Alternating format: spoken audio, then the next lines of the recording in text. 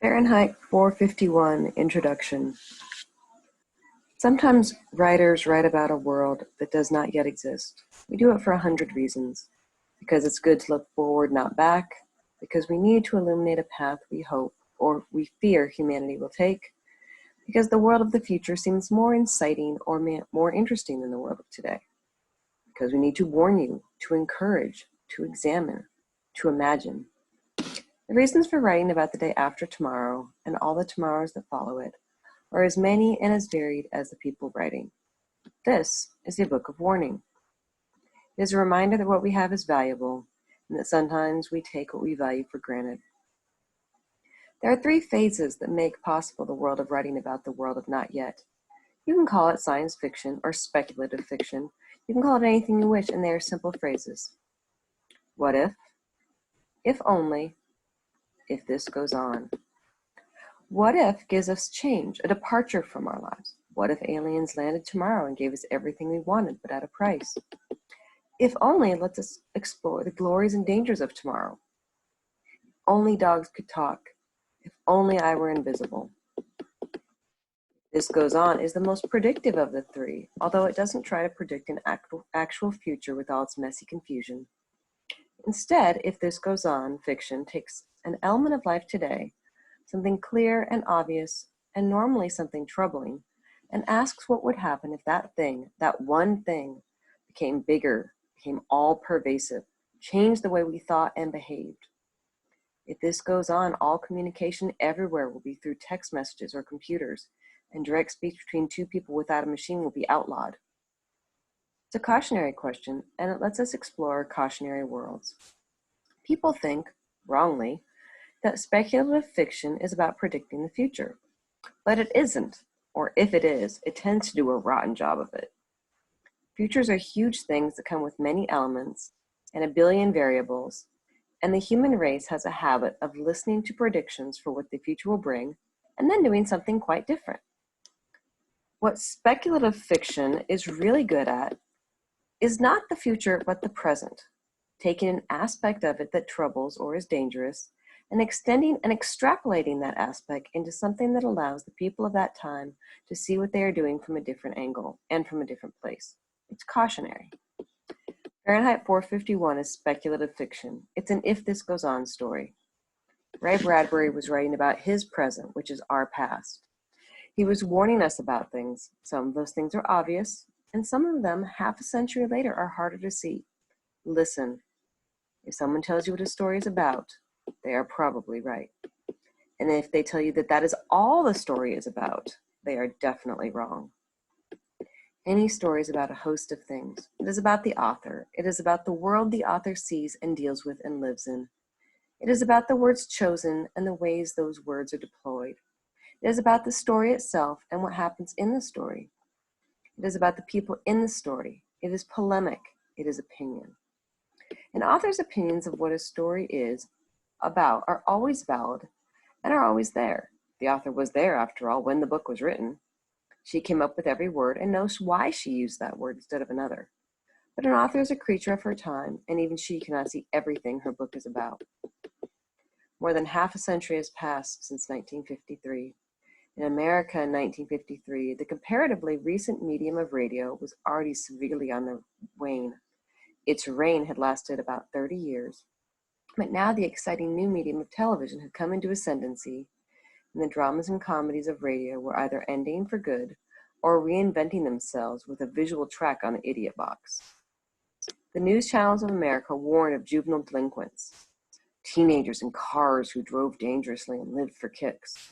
The Cold War was going on, a war between Russia and its allies and America and its allies, in which nobody dropped bombs or fired bullets because a dropped bomb could tip the world into a third world war, a nuclear war from which it would never return. The Senate was holding hearings to root out hidden communists and taking steps to stamp out comic books, and whole families were gathering around the television in the evenings. The joke in the 1950s went that in the old days you could tell who was home by seeing if the lights were on. Now you knew who was home by seeing who had their lights off. The televisions were small and the pictures were in black and white, and you needed to turn off the light to get a good picture. If this goes on, thought Ray Bradbury, no one will read books anymore. And Fahrenheit 451 began. He'd written a short story once called The Pedestrian, about a man who was incarcerated by the police after he is stopped simply for walking. That story became part of the world he was building, and 17-year-old Clarice McClellan becomes a pedestrian in a world where nobody walks. What if firemen burned down houses instead of saving them? Bradbury thought, and now he had his way into the story. He had a fireman named Guy Montag who saved a book from the flames instead of burning it. If only books could be saved, he thought. If you destroy all the physical books, how can you still save them? Bradbury wrote a story called The Fireman. The story demanded to be longer. The world he created demanded more. He went to UCLA's Powell Library. In the basement were typewriters you could rent by the hour by putting coins into a box on the side of the typewriter. Ray Bradbury put his money into the box and typed his story. When inspiration flagged, when he needed a boost, when he wanted to stretch his legs, he would walk through the library and look at the books, and then his story was done. He called the Los Angeles Fire Department and asked him at what temperature paper burned. Fahrenheit 451, somebody told him. He had his title. It didn't matter if it was true or not. The book was published and acclaimed. People loved the book, and they argued about it. It was a novel about censorship, they said, about mind control, about humanity, about government control of our lives, about books. It was filmed by Francois Truffaut, although the film's ending seems darker than Bradbury's, as if the remembering of books is perhaps not the safety net that Bradbury imagines, but is in itself another dead end. I read Fahrenheit 451 as a boy. I did not understand Guy Montag, did not understand why he did what he did, but I understood the love of books that drove him. Books were the most important things in my life. The huge wall-screen televisions were as futuristic and implausible as the idea that people in the television would talk to me, that I could take part if I had a script. Fahrenheit was never a favorite book. It was too dark, too bleak for that. But when I read a story called Usher 2 in the Silver Locusts, the UK title for the Martian Chronicles, I recognized the world of outlawed authors and imagination with a fierce sort of familiar joy. When I reread it as a teenager, Fahrenheit 451 had become a book about independence, about thinking for yourself. It was about treasuring books and the descent inside the covers of books. It was about how we as humans begin by burning books and end by burning people. Rereading it as an adult, I find myself marveling at the book once more. It is all of those things, yes, but it is also a period piece. The four-wall television being described as the television of the 1950s, variety shows with symphony orchestras and lowbrow comedians and soap operas.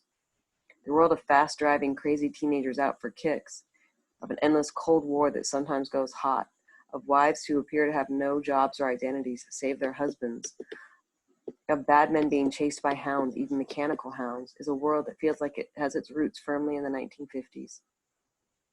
A young reader finding this book today, or the day after tomorrow, is going to have to imagine first a past, and then a future that belongs in the past.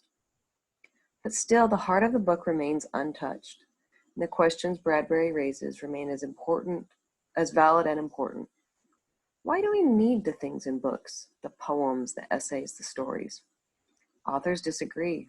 Authors are human and fallible and foolish. Stories are lies, after all. Tales of people who never existed and things that never actually happened to them. Why should we read them? Why should we care?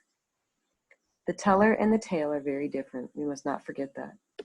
Ideas, written ideas, are special. They are the way we transmit our stories and our thoughts from one generation to the next. If we lose them, we lose our shared history. We lose much of what makes us human. And fiction gives us empathy. It puts us inside the minds of other people, gives us the gift for seeing the world through their eyes. Fiction is alive that tells us true things over and over. I knew Ray Bradbury for the last 30 years of his life, and I was so lucky. He was funny and gentle, and always, even at the end when he was so old he was blind and wheelchair-bound, even then enthusiastic. He cared completely and utterly about things. He cared about toys and childhood and films. He cared about books. He cared about stories. This is a book about caring for things. It's a love letter to books, but I think just as much it's a love letter to people and a love letter to the world of Waukegan, Illinois in the 1920s, the world in which Ray Bradbury had grown up, and which he immortalized as Greentown in his book of childhood, Dandelion Wine. As I said when we began, if someone tells you what a story is about, they're probably right. They tell you that that is all the story is about, they are probably wrong. So any of the things I've told you about Fahrenheit 451, Ray Bradbury's remarkable book of warning, will be incomplete. It is about these things, yes, but it is about more than that. It is about what you will find between its pages. As a final note, in these days when we worry and we argue about whether ebooks are real books, I love how broad Ray Bradbury's definition of a book is at the end, when he points out we should not judge our books by their covers, and that some books exist between covers that are perfectly people-shaped.